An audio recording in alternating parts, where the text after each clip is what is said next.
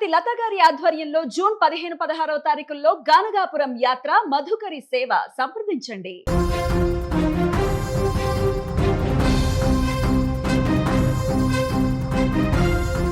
4 రోజులు గడుస్తుంది. ఇంకా ఆ 2 ఏళ్ల పాప ఆచూకీ తెలియట్లేదు.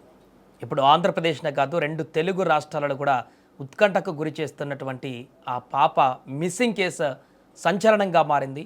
తునిలో తప్పిపోయినటువంటి ఈ 2 ఏళ్ల చిన్నారి జ్ఞానేశ్వరి ఆచూకీ కోసం పాప దొరకాలంటూ అందరూ ఇప్పుడు దేవుని ప్రార్థిస్తున్నారు.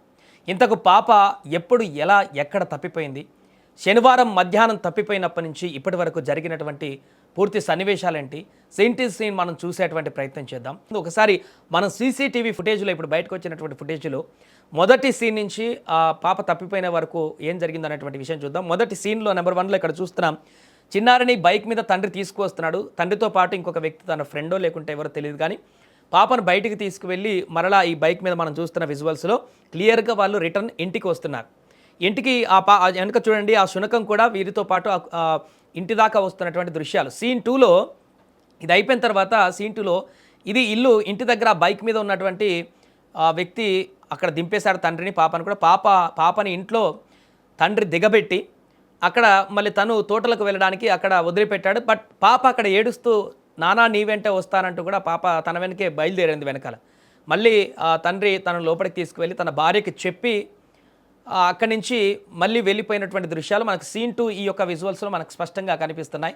ఇక్కడ తండ్రి ఇంకా వెనక్కి చూడకుండా అలా వెళ్ళిపోయాడు తన తోటల పనుల కోసం. అక్కడ మనం కొంచెం ముందుకు వెళ్ళి చూస్తే తల్లి కూడా అక్కడికి వచ్చింది, పాపను గమనించింది, లోపలికి తీసుకువెళ్ళేటువంటి ప్రయత్నం చేసింది. సరే అక్కడ ఆడుకుంటుందిలే అని చెప్పేసి తన పనులు తన నిమగ్నం అయిపోయింది తల్లి అక్కడ. ఇక ఇక్కడనే అసలు ట్విస్ట్ మొదలైంది. ఇక్కడ కాసేపు అలా ఉన్నటువంటి తర్వాత ఆ పాప సీన్ 3లో తండ్రి అలా పాపను అక్కడ ఇంటికాడ వదిలిపెట్టిన తర్వాత తన తోటలోకి అలా నడుచుకుంటూ వెళ్ళిపోతున్నటువంటి దృశ్యం మనకు స్పష్టంగా కనపడుతుంది. అతను ఇంకా వెనక గమనించలేదు, వెనక చూడలేదు, పాపను భార్య దగ్గర పెట్టేశాను కాబట్టి నడుచుకుంటూ వెళ్ళిపోతూనే ఉన్నాడు సీన్ 3లో. ఇక్కడే ఇంకో ట్విస్ట్ ఉంది. పాప కూడా ఆ తండ్రి బాటలోనే పరిగెడుతున్నటువంటి దృశ్యాలు ఇక్కడ చాలా స్పష్టంగా కనిపిస్తున్నాయి. మనకు కార్నర్లో ఇక్కడ తండ్రి కూడా ఇంకా కనిపిస్తున్నాడు ఎండింగ్లో. అతను కూడా ఇంకా పూర్తి స్థాయిలో వెళ్ళిపోలేదు, మాయమైపోలేదు. అక్కడ కార్నర్లో తండ్రి కూడా కనిపిస్తున్నాడు. ఈ పరుగులు పెట్టినటువంటి పాప వెనకాల శునకం కూడా కనిపిస్తుంది. సీన్ 4లో మనకు స్పష్టంగా చూడొచ్చు. ఆ శునకం కూడా ఆ పాప వెనక పరిగెట్టింది. ఆ చెట్టు దాటిన తర్వాత అక్కడ పాప మన కానవాళ్ళు స్పష్టంగా కనిపిస్తున్నాయి. అక్కడ చెట్టు దాటిన వరకు కూడా పాప కనిపించింది. ఇక ఎక్కడైతే ఈ చెట్టు దాటిన పరిసరాలు ఉన్నాయో అక్కడి నుంచి పాప కనిపించడం పూర్తిగా మానేసింది. ఆ శునకం కూడా అటే వెళ్ళిపోయింది. ఇక అక్కడి నుంచి ఏం జరిగిందో తెలియదు. ఆ తర్వాత 12 గంటలకు ఆ తండ్రి ఇంటికి వచ్చి పాప ఎక్కడ అని అడిగినప్పుడు ఆమె నీ వెనుక వచ్చింది కదా అని చెప్పేసి ఆ తల్లి చెప్పడం, దీంతో ఆయన ఒక్కసారిగా గుండెలు బాదుకుంటూ తోటలోకి పరిగెట్టి వెతకడం ప్రారంభించాడు. ఆయన లాభం లేకుండా దొరకకుండా పోయింది. ఆ శునకం కూడా కనిపించలేదు ఇంకా పాపతో పాటుగా. ఇక అప్పటి నుంచి వెతుకులాట మొదలైంది. ఏం జరిగిందో తెలియట్లేదు. పూర్తిగా అయోమయంలో పడిపోయారు. 4 రోజులు అవుతుంది ఆ పాప ఆచూకీ తెలియక ఆ తల్లిదండ్రులు గుండెలు బాదుకుంటూ పాప ఎక్కడుంది అని మొరపెట్టుకుంటున్నటువంటి పరిస్థితి ఏర్పడింది. ఎన్ని టెక్నాలజీ డ్రోన్లతో వెతికినా కూడా పాప ఏమాత్రం కూడా కనిపించట్లేదు. అక్కడ పాపను ఎవరైనా కిడ్నాప్ చేశారా, లేకుంటే పాపకి ఏమైంది అనేటువంటి విషయం కూడా స్పష్టత రావట్లేదు. అక్కడ ఎవరో ఇంకొక వ్యక్తి పాప వేరే వ్యక్తితో చూసినట్టుగా చెప్పాడంటూ కూడా ఇంకొక ఇన్ఫర్మేషన్ తెలుస్తుంది. అది కన్ఫర్మేషన్ లేదు. ఇంకా పోలీసులు దానికి సంబంధించి నిర్ధారణ కూడా చేయలేదు. ఇంకా వీళ్ళకి ఏమైనా తగాదాలు ఉన్నాయా, ఇంకా అంతర్గత విషయాలు ఏమైనా ఉన్నాయా, ఎవరైనా కిడ్నాప్ చేశారా, ఆ కోణంలో కూడా దర్యాప్తు చేస్తే వీళ్ళని ఎంక్వైరీ చేసిన తర్వాత, తల్లిదండ్రులతో మాట్లాడిన తర్వాత, విచారణ చేసిన తర్వాత పోలీసులకు ఆ విషయంలో కూడా క్లారిటీ రాలేదు, ఎలాంటి ఇబ్బంది లేదనేటువంటి విషయం కూడా స్పష్టత వచ్చింది. అందుకే ఈ కేసులో ఇంకా ఒక క్వశ్చన్ మార్క్గా మారిపోయింది. అసలు ఎటుపోయింది పాప అక్కడి నుంచి? ఆ సీన్ 4లో కనిపించినటువంటి తర్వాత నుంచి పాప ఎక్కడికి మాయమైపోయింది? ఆ తర్వాత ఇంకెక్కడా కనిపించలేదు, అరుపులు కూడా వినిపించలేదు ఆ పాపవి, కనీసం ఏడుపు కూడా ఎవరికి వినిపించలేదు అంటూ చెప్తున్నారు.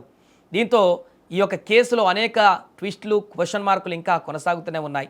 ఆ పాప ప్రాణాలతో బతికి రావాలి బయటికి, ఎక్కడ ఉన్నా కూడా ఆ పాప మరల ఆ తల్లిదండ్రులకు దగ్గరికి చేరిపోవాలంటూ కూడా ప్రతి ఒక్కరు ఇప్పుడు అక్కడికి, ఎందుకంటే చాలా పెద్ద తోట, అది చాలా ఎకరాలలో ఉంది.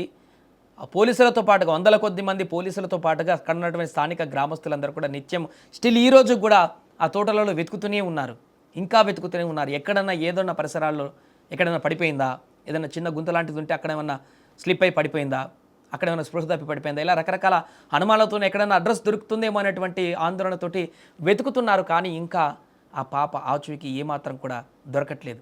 ముందుగా జూన్ 6వ తేదీ శనివారం ఉదయం 11:30 జ్ఞానేశ్వరి అనేటువంటి 2 ఏళ్ల చిన్నారి తన తండ్రి ఉంటున్నటువంటి తోటలోకి పెంచుకుంటున్న శునకంతో కలిసి పరుగులు తీసింది.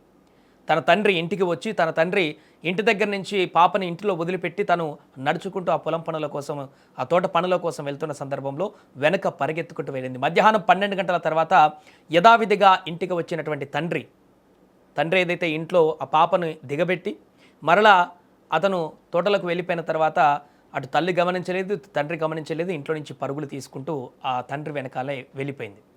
అయితే 12 గంటల తర్వాత యథావిధిగా ఇంటికి వచ్చిన తండ్రి చిన్నారి ఏదని తల్లి భవానిని ప్రశ్నించడం, తల్లి చెప్పిన సమాధానానికి నా దగ్గరికి రాలేదంటూ ఆమె చెప్పడంతో కంగారు పడ్డటువంటి తండ్రి తోట వైపు పరుగులు తీశాడు. తోటలో ఎంత వెతికినా కూడా చిన్నారి జ్ఞానేశ్వరి కనిపించలేదు. అదే రోజు గ్రామానికి చెందిన ఒక వ్యక్తి పాపను తోట శివారులో చూశాడంటూ చెప్పడంతో అక్కడ గాలింపు చర్యలు మరింత విస్తృతంగా చేపట్టారు. అయినా ఫలితం లేకుండా పోయింది. ఈ విషయంపైన పోలీసులకు జ్ఞానేశ్వరి తల్లిదండ్రులు భవానీ గణేష్లు ఫిర్యాదు చేశారు. దీంతో పోలీసులు దర్యాప్తు ప్రారంభించారు ఆ రోజు సాయంత్రం. ఇక మరుసటి రోజు అంటే జూన్ 7వ తేదీన ఆదివారం ఉదయం 5 గంటల నుంచి పోలీసులు గ్రామస్తులు సంయుక్తంగా కాకినాడ జిల్లా తుని మండలం దొండపాక సిహెచ్ అగ్రహారంలో ఉన్నటువంటి ఈ తోటలను పూర్తిగా జల్లెడ పట్టడం స్టార్ట్ చేశారు. అయితే ఎక్కడా కూడా పాప ఆచూకీ లభ్యం కాలేదు. పాపతో ఉన్నటువంటి శునకం కూడా ఆ జాడ కూడా తన జాడ కూడా కనపడలేదు ఆదివారం రోజు. ఇక ఆ రోజంతా పాప కోసం పామాయిల్ తోటలతో పాటు సమీపంలో ఉన్న కొండ ప్రాంతాలను కూడా పోలీసులు ప్రత్యేక ఫ్లై కెమెరాలతో డ్రోన్లతో వెతికినా కూడా ఎలాంటి ఫలితం కనిపించలేదు. ఇక మరుసటి రోజు అంటే జూన్ 8న సోమవారం 3వ రోజున పోలీసులు అనుమానం ఉన్నటువంటి వ్యక్తులపైన ఆరా తీశారు.